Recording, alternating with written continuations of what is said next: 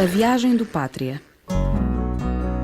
Portugal, Macau, em 1924.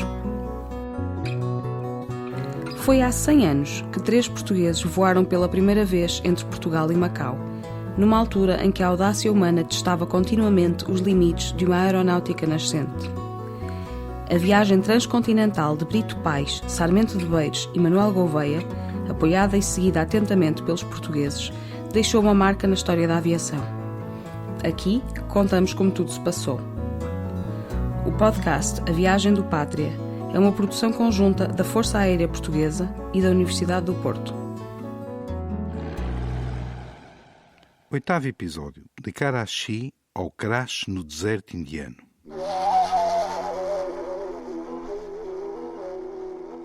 No episódio anterior, deixámos os aviadores portugueses na sua chegada ao aeródromo de Drigh Road, em Karachi, às 13 horas do dia 4 de maio de 1924.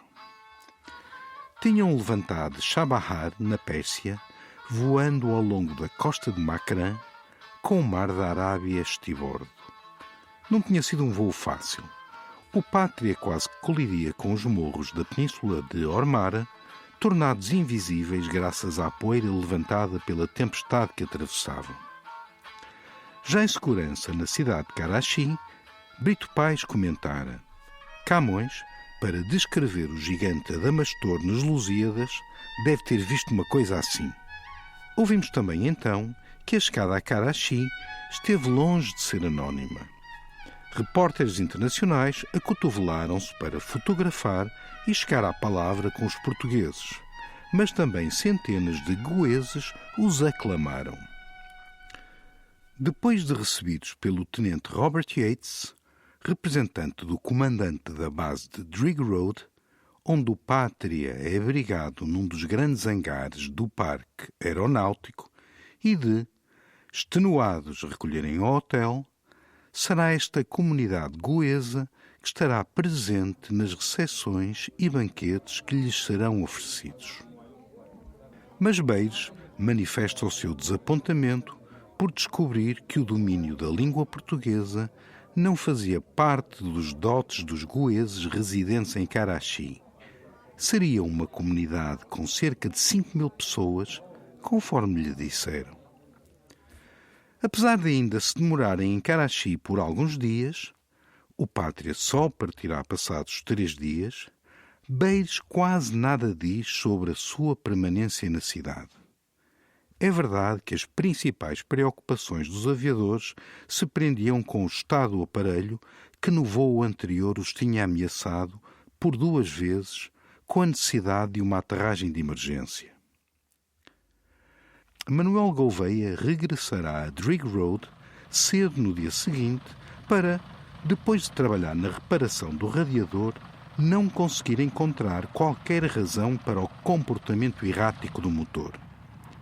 Seriam deficiências da carburação provocadas pelas elevadas temperaturas, concluiu.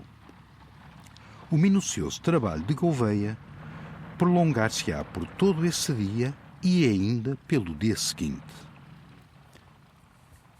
Enquanto esperamos, e uma vez que Beiros se mantém silencioso relativamente a Karachi, olhamos para a cidade pelas palavras de quem a visitou 15 anos depois, ainda antes do fim da Índia Britânica. Não será uma descrição lisonjeira, a de Ferreira de Castro na sua A Volta ao Mundo. Karachi é cidade pequena e tem aspecto de burgo ainda em construção. Os ingleses abriram novas avenidas, mas nas margens destas, aos grandes edifícios públicos e particulares, cercados de jardins e palmeiras, sucedem-se trechos vazios que esperam construtor. Tudo lembra o deserto próximo, o ar, o pó, o sol, os enormes camelos que arrastam pelas ruas centrais carroças carregadas de fardos. Ao lado desta Karachi nova estende-se a antiga, em bairros de imundos casebres, onde vivem os indígenas, onde parece que os deixam apodrecer à luz forte do sol entre corvos que grasdam a toda a hora e andam por toda a parte. Mas a variedade humana de Karachi não deixa de impressionar o escritor. Está aqui todo o pitoresco da vida indiana que a fotografia e o cinema vulgarizaram. Encantadores de serpentes que, ao som das gaitas, fazem levantar os répteis perigosos de cestos redondos. Prestidigitadores hábeis em mil escamoteações e, sobretudo, a variedade de trajes que só se encontra na Índia. Alguns belos como o sari, que cobre as damas, outros grotescos para quem a eles não habituou ainda aos olhos. A diversidade de vestes ostenta-se especialmente entre os homens. Uns trazem a camisa fora das calças, a bambolear-se livremente. Outros escondem apenas com um trapo a natureza fecundante. Outros ainda usam um pano branco, meia túnica, que cobre as pernas do lado de fora e descobre-as do lado de dentro. Há os de calças curtas, que nem cuecas, e os de casacos que chegam até aos joelhos, e também os que andam de tronco completamente nu e com um lençol da cintura para baixo. As mulheres furaram as narinas e nelas exibem joias.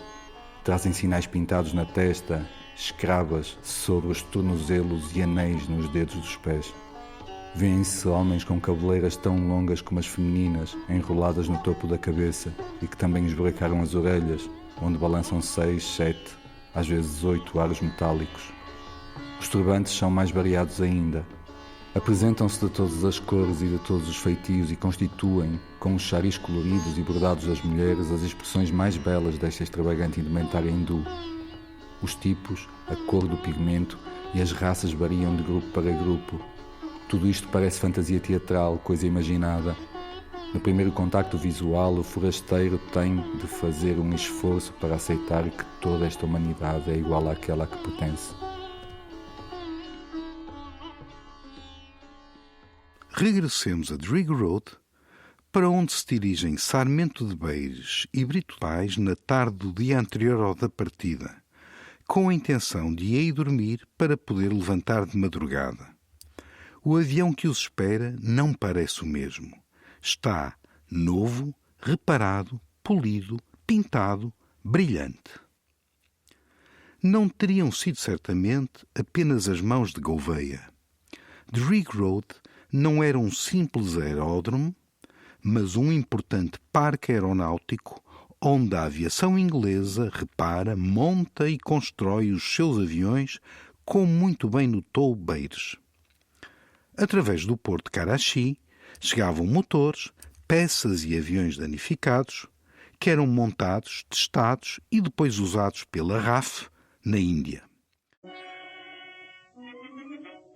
Drigh Road era um dos 3 grandes aeródromos fundamentais para a estratégia colonial da Inglaterra na Ásia, sendo os outros 2, os do Cairo e de Bagdade, recentemente pontos de passagem dos aviadores portugueses.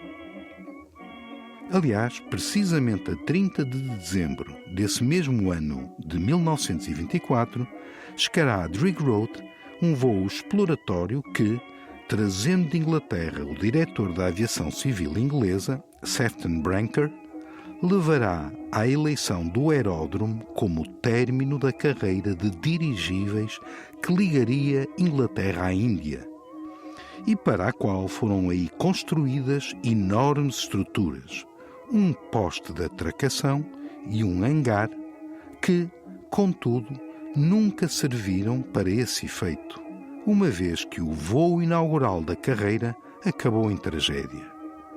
No início da sua viagem para Karachi, o dirigível R-101 despenhou-se em França, incendiando-se e causando a morte de quase todos os seus 54 ocupantes, entre os quais o próprio Sefton Brancker e o seu superior, o secretário de Estado do Ar, Lord Thompson. Assim acabou em 1930 o interesse dos ingleses nos dirigíveis como transportes de massa e, 7 anos mais tarde, o conhecido desastre do dirigível Hindenburg confirmará o avião como um meio de transporte aéreo do futuro. A noite que antecedeu a partida de Karachi, passámo-la no aeródromo de Drigh Road em tendas de campanha, junto do hangar que albergava o Pátria, para podermos descolar logo de madrugada. O que aconteceu a 7 de maio pelas 7 horas da manhã. precisamente um mês depois de termos iniciado a viagem Portugal-Macau em Vila Nova de Mil Fontes.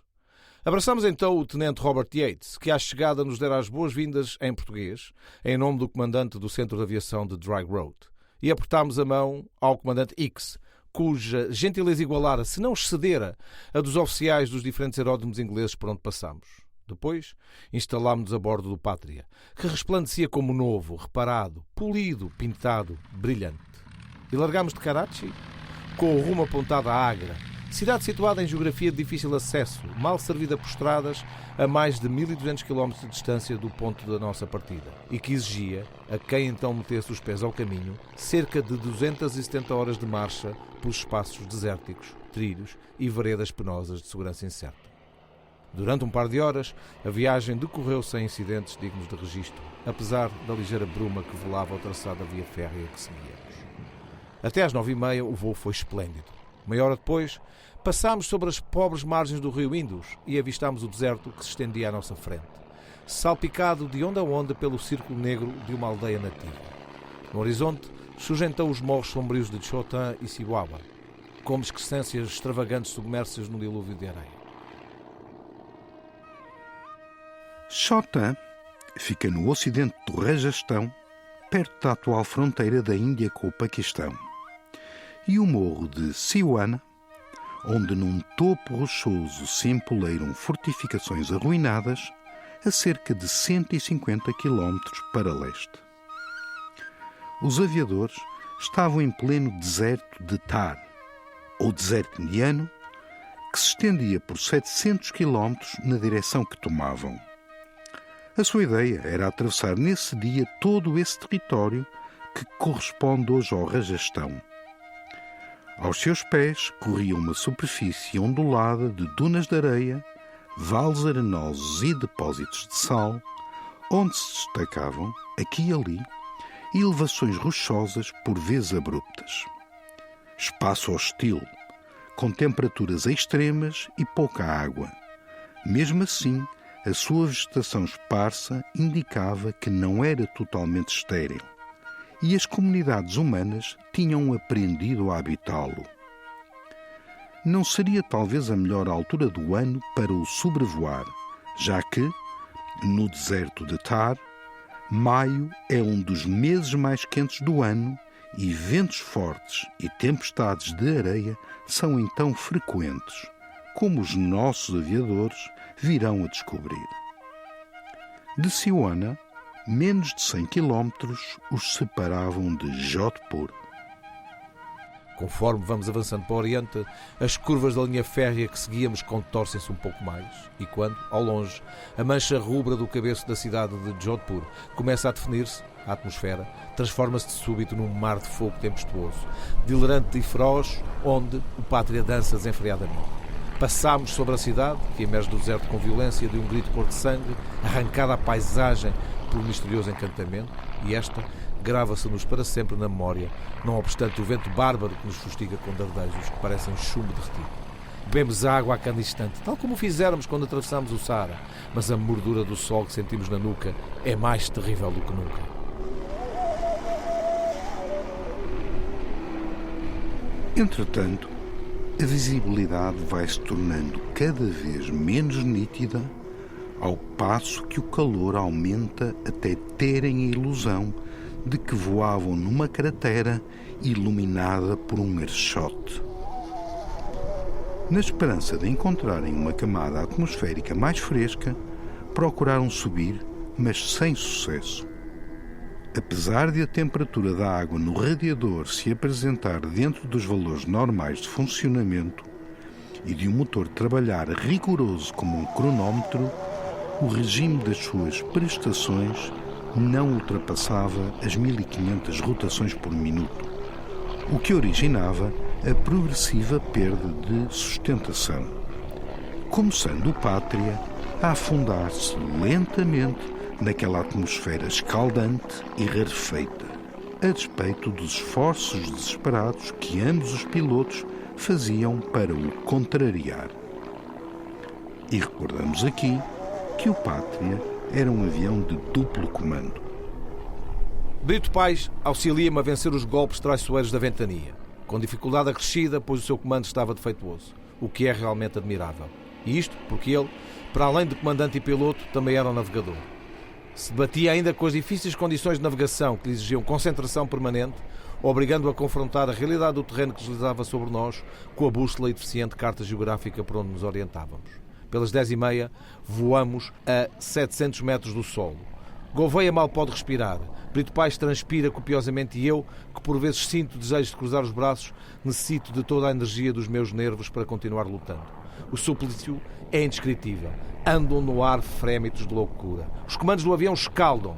As telas e a fuselagem, de tão tensa que está por causa do calor que dilatou a estrutura metálica do aparelho, parece querer estalar. E só o motor, esse motor que era a alma de Gouveia, continua ronronando impassível e monótono na cantilena de aço, que agora já não nos incute esperança, porque o avião entrou em perda lenta e constante, afundando-se mais rapidamente, ao passo que vai penetrando nas camadas atmosféricas mais baixas, mais quentes, mais agitadas e rarefeitas dessa atmosfera satânica do deserto de Thar.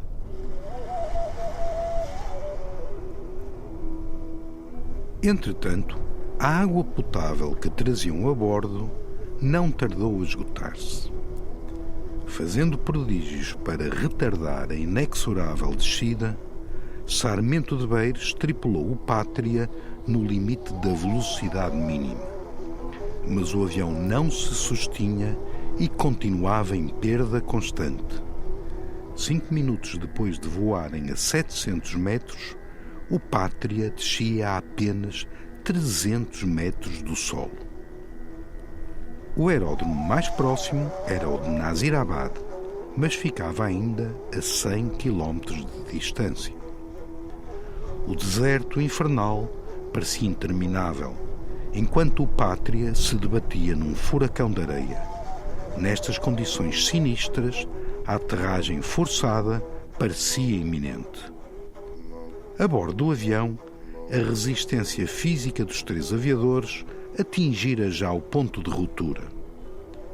No esforço supremo de não abandonar os comandos do aparelho, os nervos de Sarmento de Beiros tendem-se para impor a sua vontade, e nas suas mãos enclavinhadas no manche, as veias desenham uma rede de grossos cordões azuis, como se estivessem prestes a romper-se. Falta-lhe o ar. E na retina dos seus olhos injetados, o deserto de Thar parece uma infindável praia de sangue. Exausto, explico como posso abrir de paz a situação de que ele tem uma noção bastante exata. E dada a impossibilidade de conseguir manter a altura, resolvemos aterrar junto a uma aldeia nativa, onde um retângulo mais plano, bem delineado, me parece propício. Na tensão derradeira de toda a energia que me resta, reduzo o motor e inicio a aproximação ao Sol. Mas naquela atmosfera sem densidade, a descida do Pátria é fulminante. O terreno furta-se e o motor de novo a pleno gás retoma o voo num estremecimento desesperado de todas as suas nervuras enquanto borrega a aterragem. A volta de pista, que por esse motivo estamos obrigados a dar, é um desses lapsos de tempo que se vicam em nós para toda a vida. Envolvem-nos lufadas de poeira em brasa, açoita-nos o vento, sacodem-nos vácuos inesperados, correntes ascendentes, sucções bruscas, redemoinhos ciclónicos, um inferno que a gente não compreende como dele conseguiu escapar. Brito Pais realiza esforços sobre-humanos para me ajudar. Há o que quer que seja de demência nesses momentos de voo quase apavorante. São 5 minutos de tragédia muda que nunca mais acabam, com interrogações terríveis a eriçarem-se de segunda em segunda. O Badan, a peça que nos indica a velocidade, marca 100 km/h e o aparelho oscila, como folha morta em perda de velocidade, enquanto o motor, fantástico e sereno, entoa sempre a sua canção metálica, apesar da água do radiador ter atingido quase a temperatura da ebulição. Por fim, consigo aprovar ao campo que escolhi para aterrar. A 2 metros de altura, uma rajada brutal projeta-nos contra o sol. Um Sandow, tensor das asas duplas para que estas se mantenham tensas e calibradas, rebenta. E o aparelho, repentinamente acelerado pela areia, agora que lhe falta uma das rodas, afocinha de forma brusca como se fosse capotar. Quando, porém, a cauda levanta-se devido ao impacto no solo, as longarinas da fuselagem partem-se com fragor e o avião imobiliza subitamente num areal escaldante que o furacão revolve com ira selvagem. Saímos de bordo a custo, o choque, o cansaço e os nervos em feixe tolhem-nos os movimentos. Brito Pais, que tem lágrimas nos olhos e o desespero a transparecer-lhe nas pupilas, exclama numa voz que diz toda a sua amargura: se você tem aterrado naquele outro campo, e apontava algures, o Pátria não se tinha partido. E eu, completamente exausto, mal podendo conservar-me de pé, eu que parti o pátria. Ouço a censura como se me torcessem um braço, mas não a contradigo. Sei que era a dor que gritava, sei que era o sonho de todos nós a sussurrar no mar do desespero. Contudo, naquele instante, e só eu o sei, a minha alma contorce-se, crispa-se e emudece-me os lábios encurtiçados, a expansão de tristeza que me aliviaria. Gouveia, próximo de nós, chora em silêncio, olhando os destroços do aparelho inerte. O meu desgosto recalco dentro de mim. Pergunto-lhes se magoaram. Brito Pais queixa-se de dores na perna esquerda, onde uma grande ferida sangra. Gouveia fala como se nada fosse do corpo dorido. Sinto a garganta seca, os dentes gomosos, os lábios fendidos, o corpo triturado de fadiga. Tenho a impressão de estar prestes a cair sem sentidos. Mas aos meus ouvidos chega ainda a voz de Brito Pais, que diz numa irreprimível convulsão de soluços: e não tem conserto, está todo partido. Amparado por Brito Pais, que no meio do drama conserva a energia física que é um traço característico da sua personalidade, e seguidos por Gouveia, dirigimos-nos para a aldeia Oásis, que está próximo do local do acidente, de onde ocorrem em nossa direção muitos indianos, expressando através da sua mímica e numa linguagem harmónica que não compreendemos, sentimentos benignos e acolhedores. A aldeia de Budana, ou Bundana, onde o pátria jazia destroçado no solo, ficava a quase 70 quilómetros de Jodhpur. Os aviadores são recebidos por uma gente hospitaleira e boa que os cerca de carinho e solicitude sem saber quem são nem de onde vêm. De entre esta, destaca-se um adolescente franzino, de olhos escuros e inteligentes, que, exprimindo-se em inglês básico, se coloca imediatamente à disposição dos aviadores portugueses para os ajudar, servindo-lhes de intérprete com os habitantes locais. Estudante em Jodhpur, passava as férias na sua aldeia natal. O seu nome era Nanu Ram, e os aviadores portugueses não o esquecerão. O pátria estava ferido de morte. Acabou aqui, no meio do deserto de Thar, o sonho de chegar a Macau. Ou talvez não. Tudo dependerá da vontade dos portugueses e não estamos a falar só dos 3 aviadores. Mas isso é assunto que guardaremos para próximo episódio, quando aqui nos reunirmos de novo em torno das muitas aventuras, dos dramas e de alguns episódios caricatos que fazem parte das memórias da primeira viagem aérea entre Portugal e Macau. Até lá!